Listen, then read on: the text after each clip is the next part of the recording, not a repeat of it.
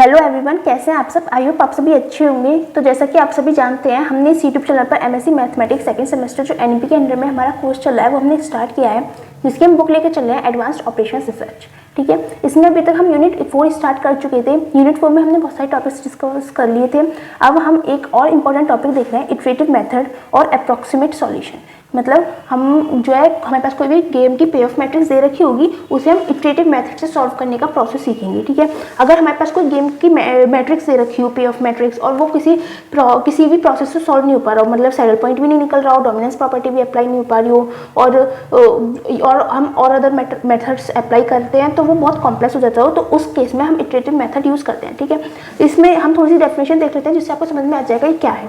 ठीक है, this method can be applied to solve 3x3 और higher games which cannot be solved by the method of matrices or are extremely complex to be solved by method of linear programming। मतलब ये जो method है, iterative method या फिर approximate solution method, वो हम 3x3 या उससे हायर वाली मैट्रिक्स को सॉल्व करने के लिए यूज़ कर सकते हैं, जिन्हें हम सॉल्व नहीं कर पा रहे हैं, या फिर अगर सॉल्व कर रहे हैं तो वो बहुत ज़्यादा कॉम्प्लेक्स सॉल्व हो रही है। ठीक है, उनके लिए हम यूज़ कर सकते हैं। This method gives an approximate solution for the value of game and true value can be determined to any degree of accuracy. तो ये जो मेथड है ये हमारा अप्रोक्सीमेट सॉल्यूशन देता है, लेकिन हम जितनी उसमें अप्रोक्सीमेशन करेंगे, जितनी ज़्यादा हम अप्रोक्सीमेट वैल्यू निकालने की कोशिश करेंगे, उतनी ज़्यादा हमें ट्रू वैल्यू और या फिर एक्यूरेट वैल्यू मिलती जाएगी। ठीक है, आपको पता चल जाएगा किस तरह से।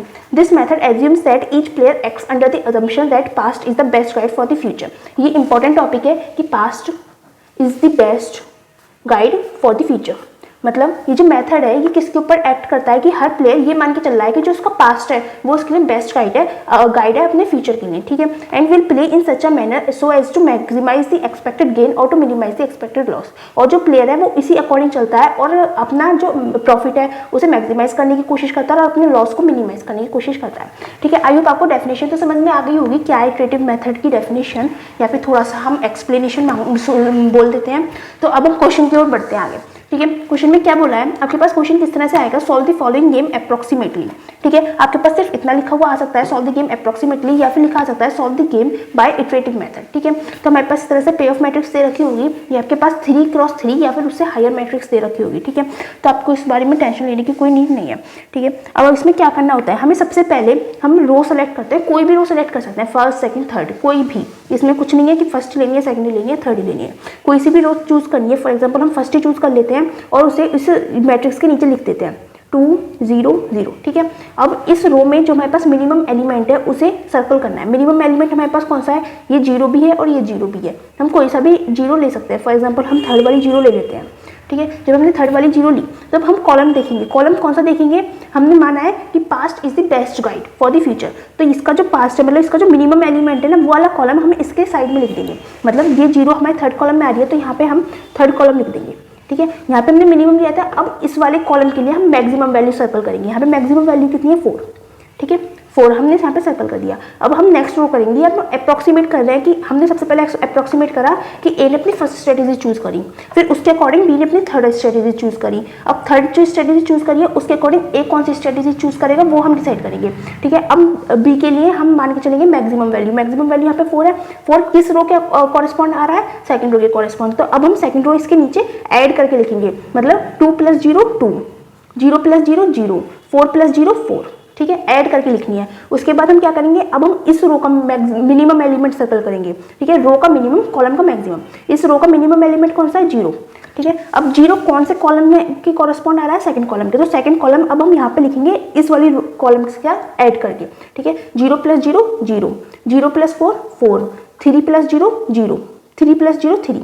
ठीक है, अब इसमें क्या करेंगे, इसमें मैक्सिमम एलिमेंट को सर्कल करेंगे। यहाँ पे मैक्सिमम एलिमेंट हमारे पास इस कॉलम में 4 है। ठीक है, कौन से रो के कॉरेस्पॉन्ड आ रहा है, सेकंड रो के कॉरेस्पॉन्ड आ रहा है, तो अब सेकंड रो इस वाली रो में ऐड करके लिखी जाएगी।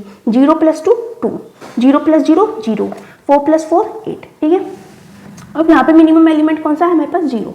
यहाँ पे हमारे पास मिनिमम एलिमेंट हमारे पास 0 आ गया है। अब 0 कौन सी रो के कॉरेस्पॉन्ड आ रहा है, कौन से कॉलम के, सेकंड कॉलम के कॉरेस्पॉन्ड आ रहा है, तो अब हम सेकंड कॉलम को इस कॉलम से ऐड करके लिखेंगे। ठीक है, तो यहाँ पे हो जाएगा 0 0 और 0 + 0 0, 0 + 4 यहाँ पे आ जाएगा हमारे पास 4, ये 3 + 3 हमारे पास हो गया 6। अब इस कॉलम का मैक्सिमम एलिमेंट हम सर्कल करेंगे। ये एलिमेंट कौन सी रो के कॉरेस्पॉन्ड आ रहा है, थर्ड रो के कॉरेस्पॉन्ड आ रहा है, तब थर्ड रो इस रो से ऐड करके लिख देंगे। ठीक है, 0 + 2 2, 3 + 0 3, 0 + 8 8। ठीक है। अब यहाँ पे मिनिमम एलिमेंट हम सर्कल करेंगे। मिनिमम एलिमेंट हमारे पास अब हो गया है 2। 2 कौन सी कॉलम के कॉरस्पॉन्ड आ रहा है? फर्स्ट कॉलम के। अब फर्स्ट कॉलम इस कॉलम से ऐड करके लिख देंगे 2 + 0 2, 0 + 4 4, 0 + 6 6, ठीक है। अब यहाँ पे मैक्सिमम एलिमेंट सर्कल करेंगे, अगेन 6 आ जाएगा। 6 कौन सी रो के कॉरस्पॉन्ड आ रहा है? थर्ड रो के कॉरस्पॉन्ड आ रहा है, तो थर्ड रो इस रो से ऐड करके लिख देंगे 0 + 2 2, 3 + 3 9, 3 + 3 6, 0 + 8 8। अब यहाँ पे मिनिमम एलिमेंट कौन सा है? 2, इसे सर्कल कर देंगे। कौन सी रो के कौन से कॉलम के कॉरस्पॉन्ड आ रहा है? फर्स्ट कॉलम के कॉरस्पॉन्ड आ रहा है, तो फर्स्ट कॉलम के कॉरस्पॉन्ड आ रहा है, फर्स्ट कॉलम को इस कॉलम में ऐड करके लिख देंगे 2 + 2 4, 0 + 4 4, 0 + 6 0 + 6 6। मैक्सिमम एलिमेंट कौन सा आ रहा है? अब इस कॉलम में 6 आ रहा है, इसे सर्कल कर देंगे। कौन सी रो के कॉरस्पॉन्ड आ रहा है? थर्ड रो के कॉरस्पॉन्ड आ रहा है, तो थर्ड रो को अब इस रो में ऐड करके लिख देंगे 2 + 0 2, 3 + 6 9, 0 + 8 8, ठीक है। हमें यही प्रोसेस अप्लाई करना है, मिनिमम 10 टाइम्स तो करना, उसके बाद आपकी मर्जी है आपको कितने टाइम्स करना है, ठीक है। 10 टाइम्स में आपको बहुत क्लोजर अप्रॉक्सीमेट वैल्यू मिल जाएगी, ठीक है।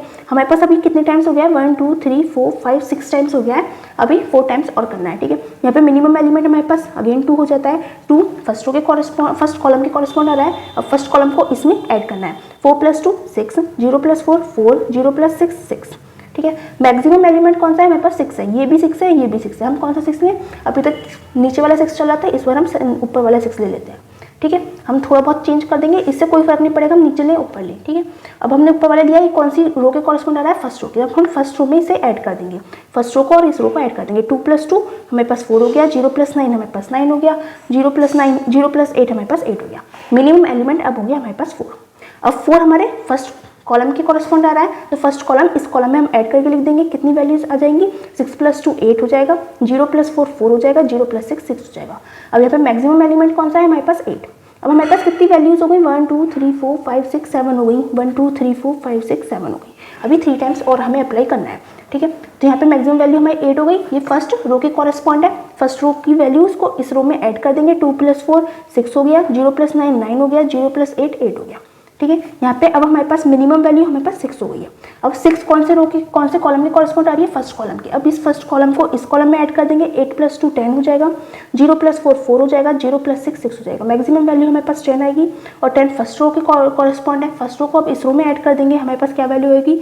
6 + 2 8 हो जाएगा, और 0 + 9 हमारे पास 9 हो जाएगा, 0 + 8 हमारे पास 8 हो जाएगा। यहाँ पे अब मिनिमम एलिमेंट 8 है और 2 जगह आ रहे हैं। इतनी देर से हमारा फर्स्ट वैल्यू चली थी, इस बार हम सेकंड थर्ड वाली वैल्यूज को चूज कर लेते हैं, ठीक है। थोड़ा बहुत चेंज करते रहेंगे तो आपकी वैल्यूज थोड़ी सी डिफरेंट होती जाएंगी और आपकी वैल्यू उतनी अप्रॉक्सीमेट आएगी, ठीक है, उतनी अप्रॉक्सीमेटली क्लोजर आएगी, ठीक है।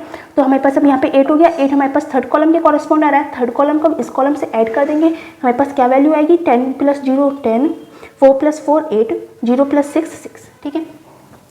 उसके बाद हम क्या करेंगे? यहाँ पे मैक्सिमम एलिमेंट हमारे पास 10 ही है। 10 हमारे फर्स्ट रो के कॉरस्पॉन्ड आ रहा है, फर्स्ट रो में इस रो को ऐड कर देंगे, ठीक है। तो 8 + 2 हमारे पास 10 हो गया, 0 + 9 हमारे पास 9 हो गया और 0 + 8 हमारे पास अगेन 8 हो गया। यहाँ पे मिनिमम एलिमेंट हमारे पास 8 हो जाता है। 8 को हम सर्कल कर देंगे। 8 सर्कल करने के बाद हमारे पास क्या वैल्यू आती है? तो हमारे पास ये जो 8 है वो थर्ड कॉलम के कॉरस्पॉन्ड आ रहा है। अब इस थर्ड कॉलम को इस कॉलम से सम कर देते हैं। कितना? 10 + 0 10 हो जाएगा, 4 + 8 हमारे पास 12 हो जाएगा और 0 + 6 हमारे पास 6 हो जाएगा। कितनी वैल्यूज हो चुकी हैं? 1 2 3 4 5 6 7 8 9 10 10 वैल्यूज हो चुकी हैं। यहाँ पे हमारे पास मैक्सिमम वैल्यू कौन सी आएगी?